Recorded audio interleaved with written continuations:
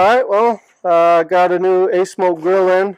Just kind of want to do an unboxing and then follow that up with a burn-in, and then we'll do our first cook today at some point. But this new ASMOKE grill, I'm looking to see how this is going to work as a more portable option. It does say it's a portable grill, even though if you'll notice on the front it says portable grill, which I think is kind of funny. So we're going to see how this works, right? And because I do want to use it for camping, I'm going to run it off a battery pack that I have. But for now, let's go ahead and get to the unboxing. Let's see what we got.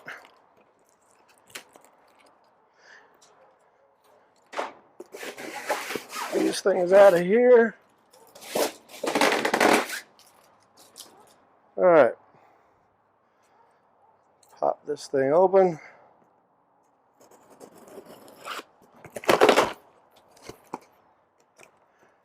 Definitely a nice shiny red.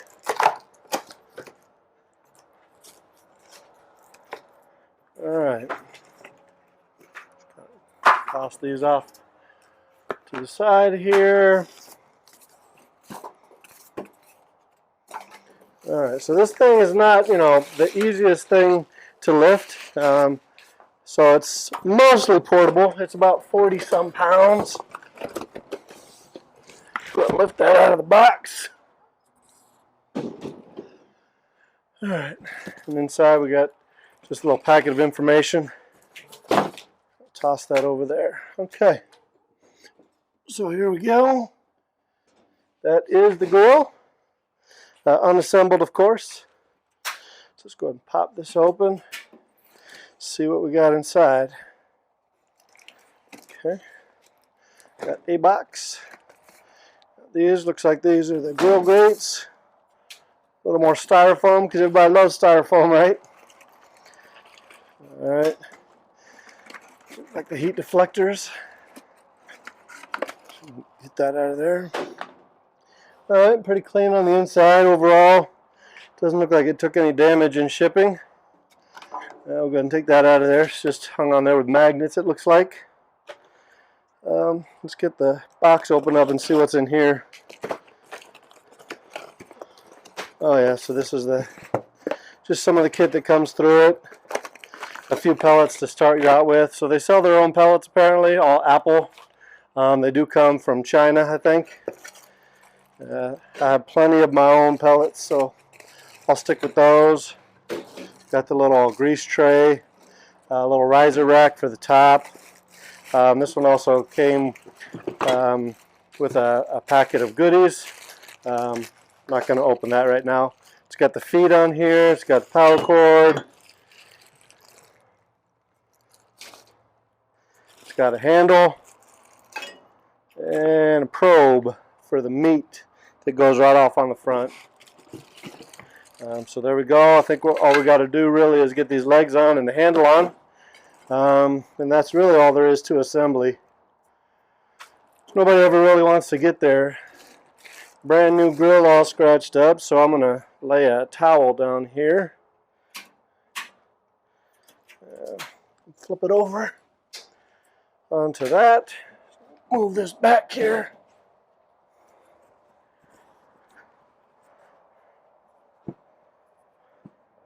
Alright.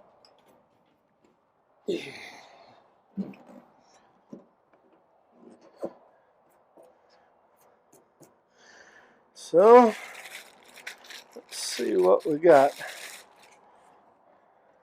I think all these things really do is screw down on the front and back right here, and one right there. The rest seem to slide over. I do have the instructions, but like most guys, I don't think I need them. So let me go ahead and get this first one on. Says all you really need for this is a screwdriver, so we're going to test that theory out. That's all I brought out other than the scissors.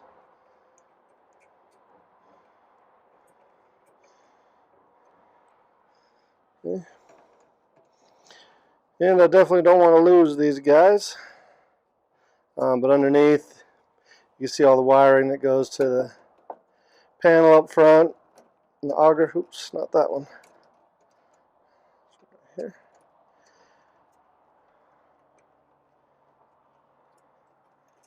Alright, I'm going to get this leg on there. It just slides over those existing screws that are left there. They got some bigger holes on there.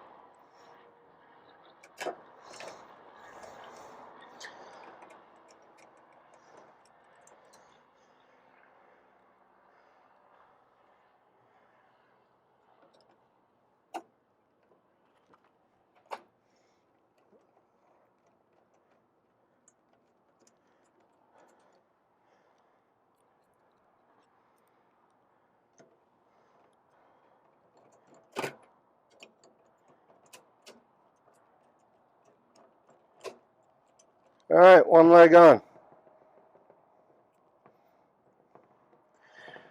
So far so good. Like I said, doesn't seem to be anything that happened during shipping, so it looks good. A lot of times I found things that come from shipping metal and grills and stuff, you often end up with some dings here and there. Nothing that manufacturers don't usually take care of, but in this case none needed.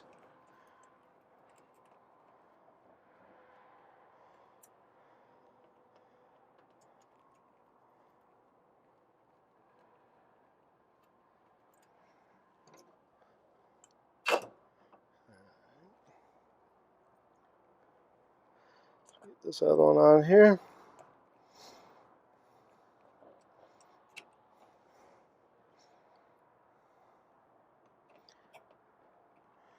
And I know it's going to be a little bit dark on the video, a little shady in here, but it's Arizona, it's August, and while it's early, it's definitely heating up out here. Not going to complain because we definitely get to barbecue pretty much 12 months out of the year. Okay, so the legs are on there, nice and tight. Make sure I'm not smashing the button in on the front. Let's get that another flip over. I'm going to get this towel out of here. Don't need that anymore.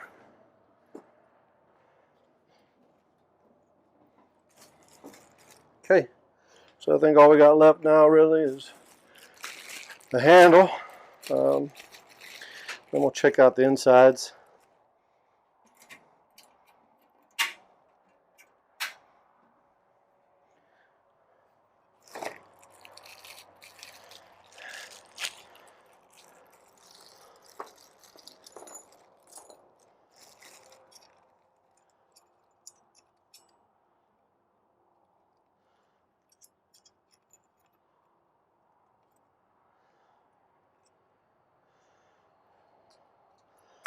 Alright, just kind of make sure I know what way all this goes in here. Handle's got these little washers in there. Doesn't really talk much about them.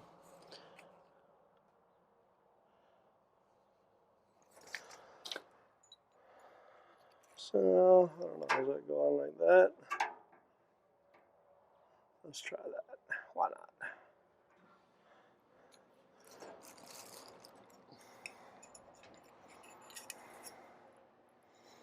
Or is it going like that? Nope. Alright. Put this in here. Like so.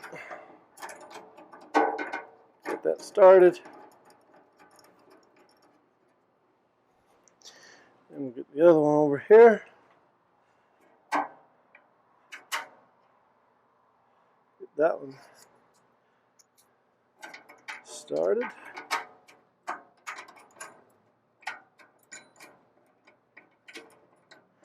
There we go. Get it nice and hand tightened to start with.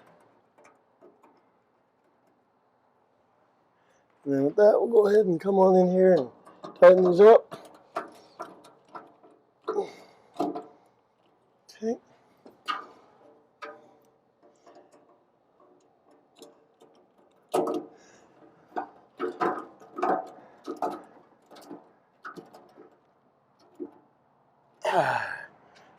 There we go. So the handle's on there. We'll check out the hopper. Nothing looks like it's in there. Okay. So what else do we have over here? Let's grab those scissors. Just kind of slice this open. There we go.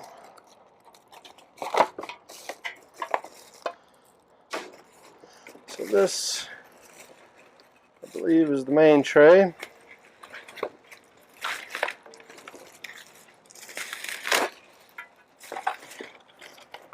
There you go. So that's the big heat deflector. It's got a notch in there that sits right there, so it tells you right where it needs to go. Sits right in there pretty easily.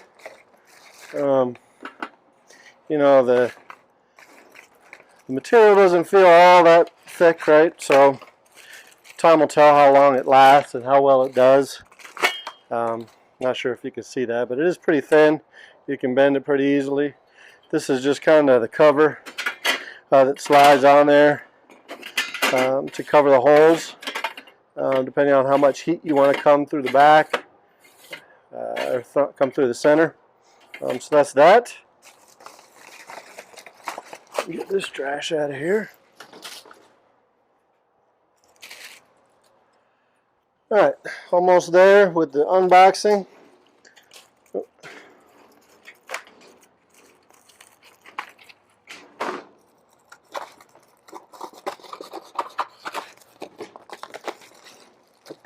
We got the primary grate, black coated steel, ceramic painted, I guess. It just sits right there on top.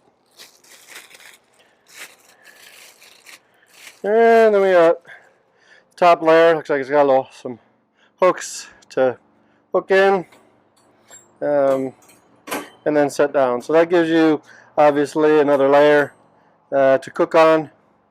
In case you want to throw your buns, your hot dogs up there while you're doing other stuff or whatever. Maybe a little bit less direct heat type stuff right there, but really, what's that going to hold? Maybe a rack of ribs, just one rack, 10 bones, something like that for a competition or whatever. So that's pretty much it, right? We'll peel this off the front.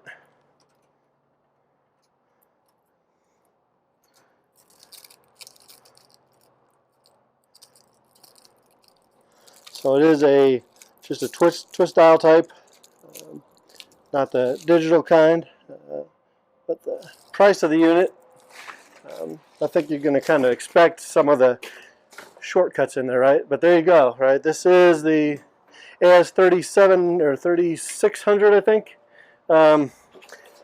portable cooker, AS300 portable grill. Again, protable. I think they had a print issue on that. ASMOKE AS300 portable grill. Looks like it should be pretty decent to take camping with me. So we're going to go ahead and see what it takes to get this thing fired up for the first time. So we're back. We're going to go ahead and do the first burn-in on this, right? So it talks about the hopper priming procedure. So it really wants to make sure that everything's working right first. So with everything out, the hopper open, it wants you to turn the dial to the smoke position. So there we go. So you can see and hear the auger turning. I can definitely see it turning in there. You can hear the fan. And it says after about a minute, I should smell the igniter burning and begin to feel the air getting warmer. So I'm going to just wait just a little bit. You can definitely hear the fan. You can feel the air pulling through. The auger is turning. So I don't expect this to take much. And really the priming is just to make sure that the pellets start feeding into the pot so the igniter can catch them on fire. Typically if I clean the grill out, my other pellet grill, if I clean that out, what I'm typically going to do is I'm not going to run it like this to prime it. I'm going to drop a handful of pellets into the pot so that it'll start burning. And that what happens is if you don't have any pellets in there and the igniter is not getting pellets at the time, it'll shut itself down as a safety feature.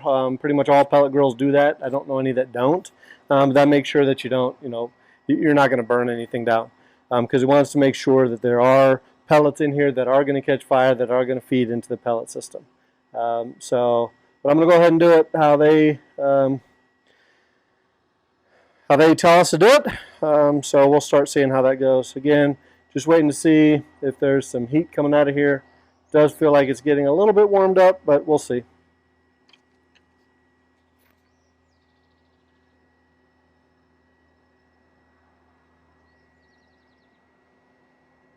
Yep.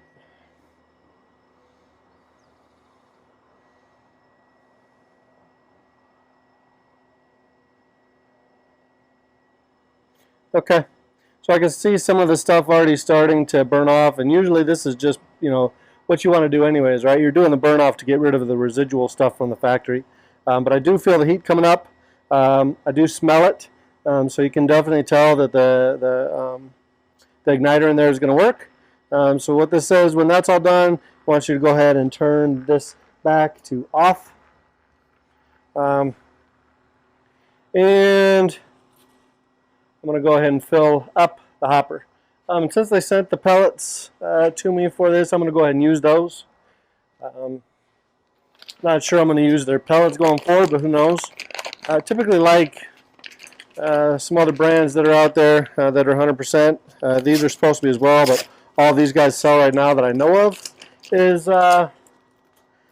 Apple.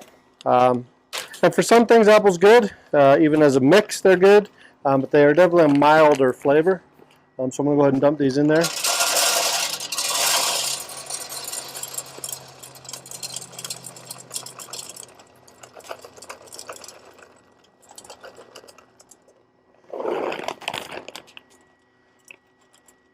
So what you'll notice, of course, is that you know, this hopper is not all that big. This is a 4-pound hopper. So if you're doing extended cooks, I imagine you're going to have to fill this up somewhat frequently, depending. But again, it's a portable grill. It's not expected to last forever. It's something that you're going to take with you. It's not your full-size, you know, Yoder or Gorilla Grills or whatever, right? So expectations got to be set to match with that as well. Okay, so we're going to go ahead and see how this starts to work. What they want you to do is to start it off, they want you to put it in smoke mode. And after about 3 minutes, they're saying you should see the pellets start to drop. You should start to see the smoke. And with most pellet grills, you get the same advice, which is make sure that you're starting to see smoke from the grill before you close it up. You always want to leave that lid open. And really, I think that prevents a lot of the backfire that some of these see. So I'm going to go ahead and turn that on. Not sure if you can see that, but it does say it's at 180. That's where the smoke mode goes to. Right now it says it's at 87. So we're going to sit here for a few minutes and just see how long it takes to get to start to see the pellets start to drop through and get some smoke going in there. Okay, it's been just a few minutes. I do see the pellets starting to come out, so I do expect that everything's going to kick off here pretty soon. You know, if you're new to pellet cooking, it does take a little bit to feed, right? These aren't fast feeding systems typically. Unless you're cooking really high heat, it's going to be a nice slow feed rate. You don't want too many pellets in the pot, otherwise you're going to catch, you know, you're going to have uncontrollable fire in there, especially with the amount of air that blows through. Obviously, with the system, it's supposed to regulate itself. There is a probe back here, and that's what tells the temperature of the internal temp of the grill. You know, remember that, you know, when you're cooking, of course, this isn't your grill temp necessarily, because this is underneath the shield, right? So your grill temp is going to be a little bit different, you know, on the grate, your grate temp. So, you know, if you're really, you know, controlling about how you want your grate temps, then you'll definitely want to put a probe on the grate just to make sure you're monitoring that. Otherwise, you know, most people will tell you that you could be, you know, 25 to 50 degrees off, and what's important is really monitoring the internal temperature of the meat. Okay, so now as they're go ahead and you know, starting to fill the pot in there, what that is that's the end of the primer, right? So once you start, you know, once they start dropping in there, go ahead and turn the machine off. So I'm going to go ahead and turn it off, and then after that we'll go ahead and start the cook off. So let's go ahead and turn this thing off.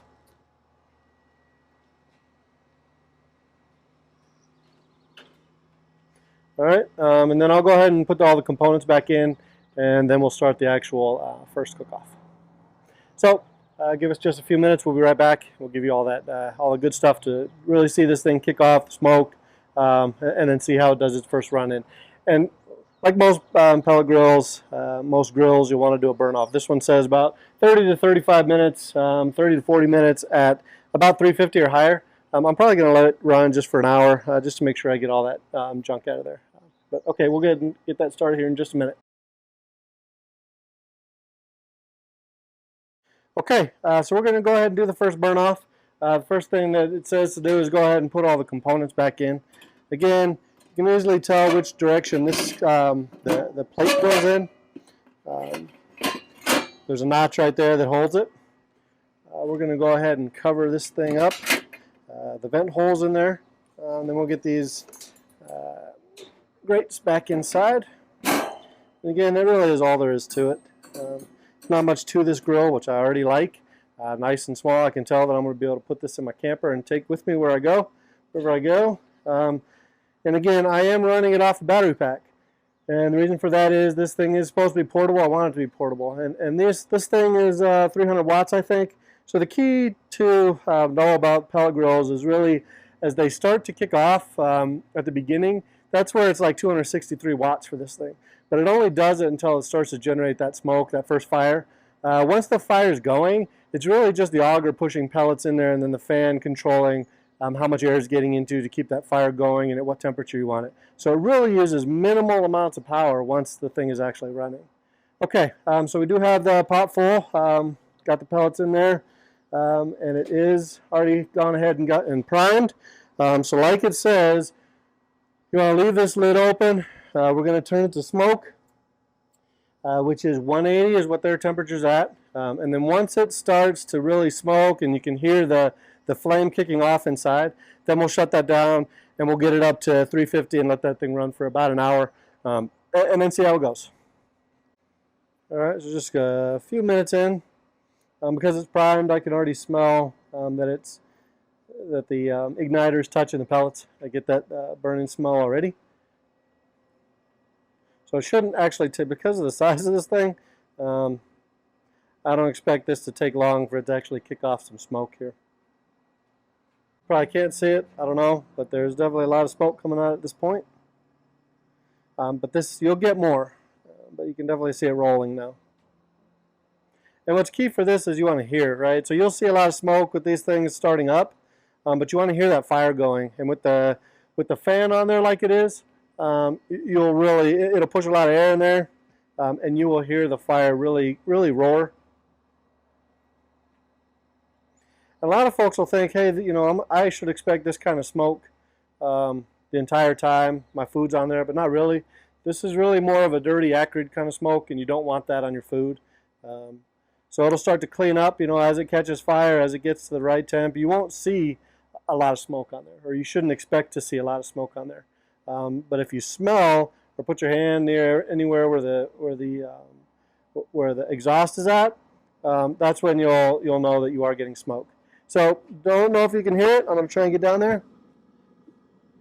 You can see a lot of smoke coming out, so the fire has kicked on. You can hear it going. So we're going to go ahead and shut this lid here just to make sure.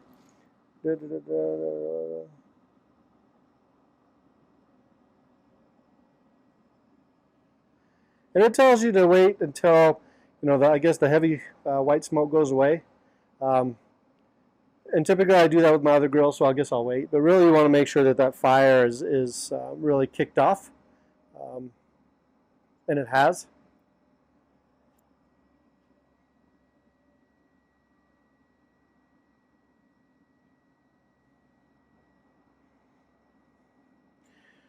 But what leaving the top open does is make sure that you've got a good fire in there, that it is not going to, you're not going to choke it off, and you're also not going to push that fire back up through the auger and catch your hopper pellets on fire. Because when you start seeing smoke out of here, you got a problem, and you want to make sure that you get it shut down as quickly as possible.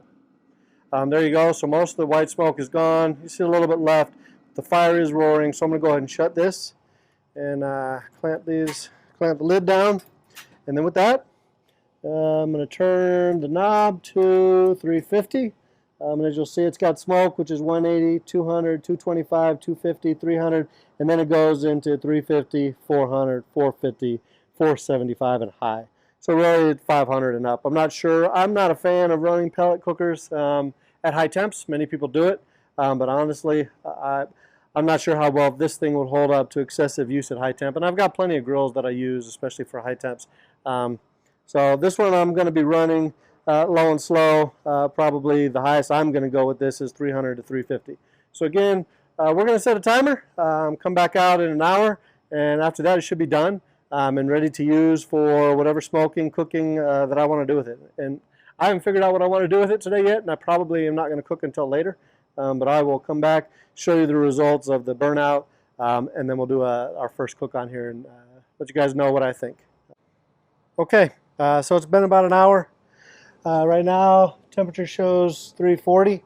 It's been up and down a little bit, and typically that's how smokers will work. They'll fluctuate between 10 and 20 degrees of what you set it as. And typically that'll add a little bit more smoke flavor. But it's ran pretty steady on my battery. It only went down a notch. I don't know if it was fully charged anyways. So at the end of this, what you're supposed to do is go ahead and just turn it off. So because it's 350, I'm not worried about it. But sometimes, and I've seen some folks comment on these already, they're at 500, they're cooking high, they turn it off, and a fire just continues to go, and sometimes causes backburn, right? So for high cooks, what most pellet cookers will tell you to do is shut it down to about 225, leave the lid open for about 15 minutes, let it cool down, and then go ahead and shut the lid and turn it off. But since this one I'm not cooking that high, I'm only doing it 350 for the burn off, I'm just going to go ahead and turn it off. The fan's still going to go for a little bit, and you will hear these things run for just a little bit as they shut down, usually about 5 minutes. But I'll open this up. Handle not too bad, not too bad. So open it up. There you go. So the burn-in was good. You will see that there is a little bit of ash floating around. And that's typical, especially on new pellet cookers. You will see more ash than later on. As you begin to cook on here and as a little bit of grease starts to form in places, it will catch that ash, so it won't be all over the place. At the same time, you know, it doesn't mean you want a nasty, dirty grill, right? You do want to keep it somewhat clean, but a little bit of grease in there helps to catch some of that ash. But so far, everything looks good. I'm not seeing any major issues just from the burn-in. Some people had complained about discoloration on the lid. And it's always possible, right?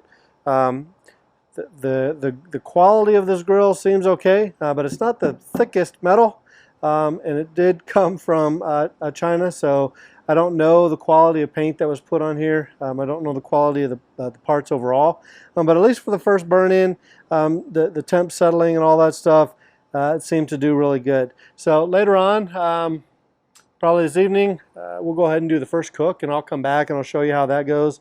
I probably won't do anything too complicated for the first cook, but you know, maybe some chicken or some pork chops or something like that. We'll show you how it cooks, but overall, so far I'm pretty pleased with this thing. Definitely does not use a lot of power, and it does seem to keep normal temperatures that you would expect from any pellet cooker. So again, you know, we'll see you later this evening when we do our first cook. But overall, things seem to be going pretty good.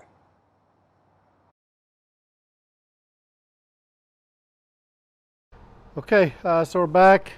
This afternoon I'm going to do a pork loin that I picked up today, so we'll try that on the first burn. I got my probe set up already here, so I use a FireBoard. Love it.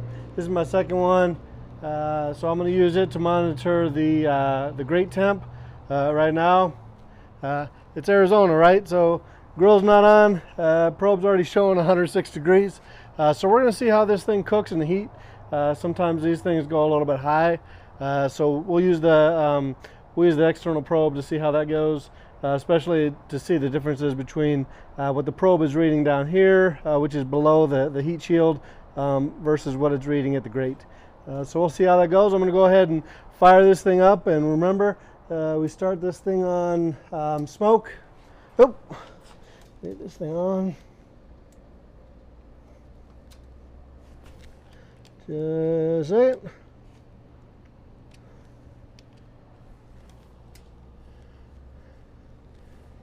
All right, so it's on smoke, running off the battery pack again. We're going to go ahead and let it kick up to get the smoke rolling on it. It shouldn't take as long as it did before because, you know, the ash pan's already, or the pot inside already has the pellets in there, so it won't take that long. We'll just wait till the white smoke kind of clears, you hear that fire going, and we'll close this down. And I'm going to run the pork loin at 300 degrees today.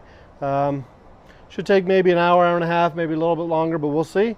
And then we'll test this thing out, see how it goes. All right, so I did hear the flame really kind of kick off in there.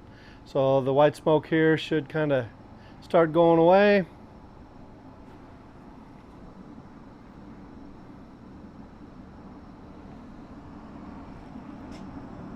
And really with that, I'm going to go ahead and shut this, and I'm going to turn this thing up to 300. And then we'll come back when it's all set, and we'll get the pork loin on there. Okay, so I got the pork loin here. Not sure if you can see that. Just picked that up today. So I'm going to throw that on there. I got it seasoned up. Did a little brining. And the grill right now shows that it's at 280. Right now the temp probe shows that it's at 280. It has been up higher. It started to climb down. I am a little bit surprised. Typically these things run high here in Arizona in the summer. Yeah, it's in the shade, but I'm going to continue to watch it just to make sure that everything is okay. But I'm going to go ahead and get this thing on there and get it cooking. Go ahead and get my probe put into the center of it. Pop this thing open.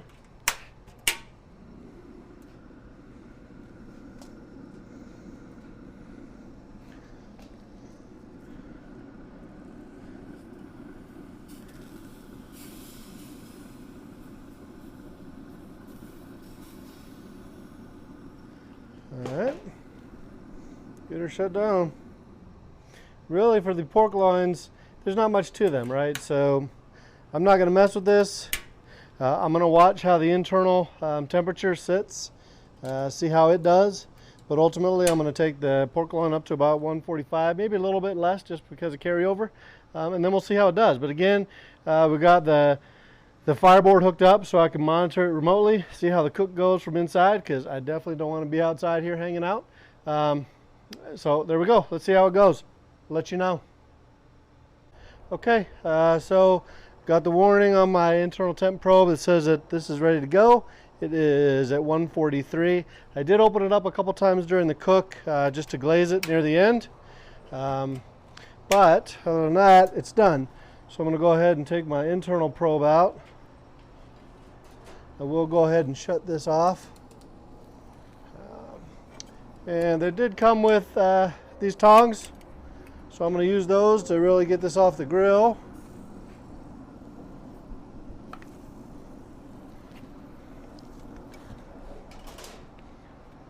I'm going to take my probe out of here.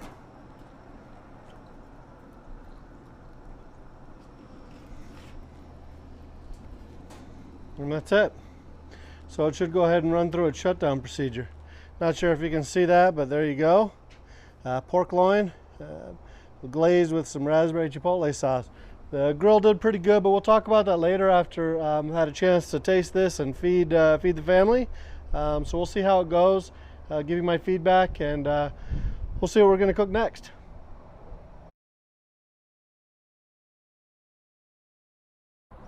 Okay, so we're back. This is the next day. Just kind of want to give my final thoughts on this new ASMOKE grill. Again, this is the ASMOKE AS300, a portable smoker, portable pellet cooker. Overall, I think it's a pretty good grill, but I'm going to kind of walk through from the packing to the assembly and all that stuff. So packing, shipping, really no issues.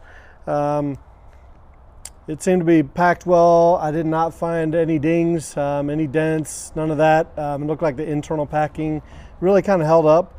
So really no issues there. It seems to be, at least for the packing, seemed to be good. The only other note, and I put that out in the video, was, misspelling on the box, but indicative of, I think, where it comes from, and checking some of the quality control on American verbiage versus Chinese, where these things are made and packaged.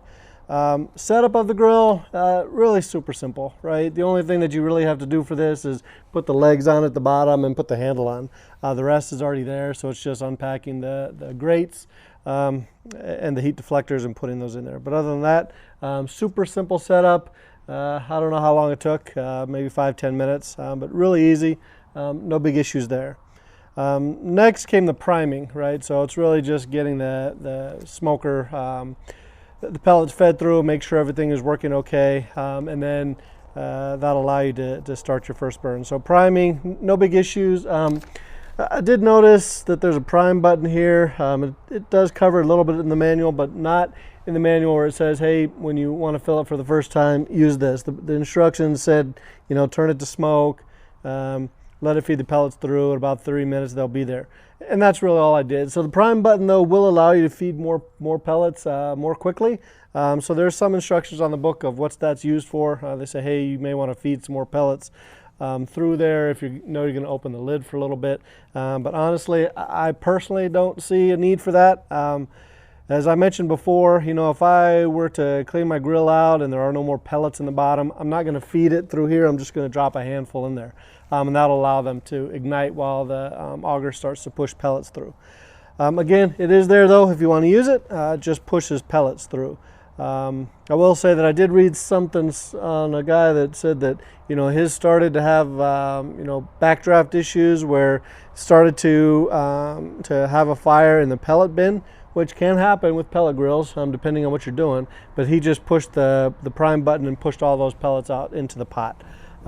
Again, I guess it's there in case you need it, want to try it out. Okay, so the burn-in, as I said, I did it for $3.50 at an hour long. Instructions said to do that for, I think it was 30 to 40 minutes. But I did it an hour just to make sure I got all the residual stuff off there. But there were no issues for me. Nothing happened to the paint. What I did see, though, that it did have a lot of ash inside and coming out into the ash pot. My other pellet grill was somewhat similar. There's definitely more ash as these things start to get a little grease on the inside. That kind of collects some of the ash as it goes through. Obviously, you want to keep them clean anyways, but a little bit of grease is going to help capture that ash. But at the same time, a lot more in the ash pot that I've seen normally. I have not had a small grill like this, so I don't know yet if it's a sign of the pellets that come with these. That they are supposedly 100% Applewood pellets, supposedly quality pellets. They do come out of China as well. I had a lot of ash kind of residue on the top of the lid. So again, I'm not really sure yet if that's airflow because of the small footprint of this thing or whether it's the type of pellets. So over time, I'm going to use some different pellets anyways and see how that goes, see if that's a continued trend, which would really just be indicative of, hey, it's just really because of the size of the grill, really small footprint, so there's not a lot of place for that to really flow. So, but not a huge deal for me. And then we got into the first cook. So I did a pork loin that I cooked to an internal temp of 145. I set the dial at 300. So that's where I kind of wanted to keep it at. I did have a FireBoard internal probe monitor in there, not only for the meat, but also for the grill temp. So the grill temp really showed that it averaged around 260 for the whole time, which was a little different for me. Most times, they're going to fluctuate a little bit between the probe of the grill, which is right back here, really, and it's underneath the heat deflector, as I said. So there's going to be, usually about a 20-degree difference sometimes, because when you're measuring on the grate, depending on where it's at, you're not really measuring from the same spot, and there are going to be, heat differentials across the grill. But this one was 40 degrees different. I didn't mess with it at all, right? I didn't go ahead and turn the grill up to to see if that helped with that, because overall it didn't really matter to me. Overall, I just wanted to make sure that the pork loin came to 145-ish internal temp before I took it off. So that took about an hour and 45 minutes maybe. I'll post that on the video just to show you what the temp looked like from the FireBoard. But it was pretty interesting. I don't think I expected to see that big of a temp difference. I did have the little sliding vent on the heat shield closed all the way. I don't think I would open it up unless I'm doing any type of high heat grilling, and typically I'm not going to use this for that. Others will, but I have plenty of other grills where I'm going to do my high heat quick cooks. This one I won't, so I probably won't slide that open much at all. But again, I think it does help to have a different internal temp probe just to show you where it's at. But I think even on this, I didn't capture it on video or anything, but even this kind of showed it hovering around 280 for the most part. So, you know, 20 degrees off, that was a little different for me, especially because if you recall, I'm in Arizona, right? So it's 105, 107 degrees outside yesterday, so the external ambient temperature really pushes these a lot, so they tend to run hotter than you set them, and this one didn't, so it's a little different. But again, you got to get to know your grill, your pit, no matter what. There are going to be a little bit of differences that you got to get used to between one grill and the next. And this, to me, is just one of those anomalies that, you know, I'll kind of figure out over time where I set it at and where it ends up being. But overall, again, if there's any tip anybody would ever give you, it's really all about trying to monitor the internal temperature of the meat that you're cooking. There's some differences to that as well, depending on what you're cooking, but that's a good place to start. But overall, the cook came out very good. I was very pleased with it. You did get a nice smoke flavor. So, you know, we'll see. These were apple pellets, which tend to be a little bit more mild. Typically, I run hickory or mesquite, sometimes mixed with maple or cherry or apple. But so we'll see, right? I did find that this did give a good smoke flavor though, which was interesting, especially since it's running at a higher heat, you know, 300 degrees. But again, 260, right? We'll set that aside. So overall, my experience with the grill, I think it was pretty good. Let's talk about the price real quick though, right? So this thing was initially funded and set up through Indiegogo as a crowdsourced effort, right? So you could get this grill through Indiegogo for $150. Now, I think now that the initial crowdfunding effort is done, the price has kicked up a little bit. It's now at $229, I think. It comes with the cover. I didn't see where you could just buy the grill without the cover. So $229 right now, but at the same time, it kind of showed that, you know, after this was all said and done, it might be priced around $299 with the cover. Would I spend $299 on this grill?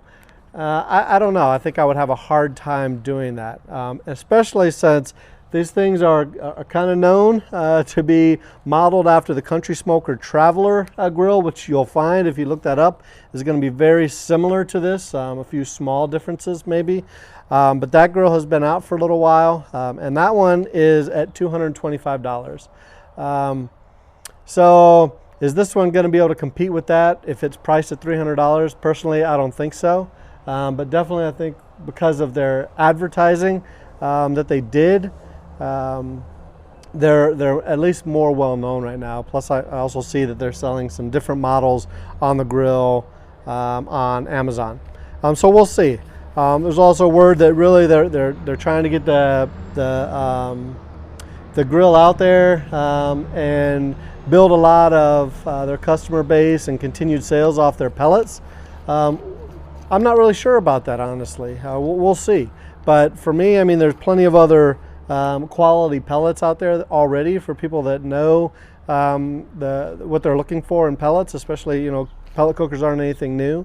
So, you know, they would be having to compete with people like, you know, Lumberjack, Smoke Ring, CookingPellets.com, Bear Mountain. There's quite a few out there that are selling good quality, 100% wood pellets that produce very little ash. So I'm not sure that they'll have a huge market for pellets. But again, time will tell. But for me, I know that I would not be buying any more of their pellets going forward, because I'm happy with the ones that I already get.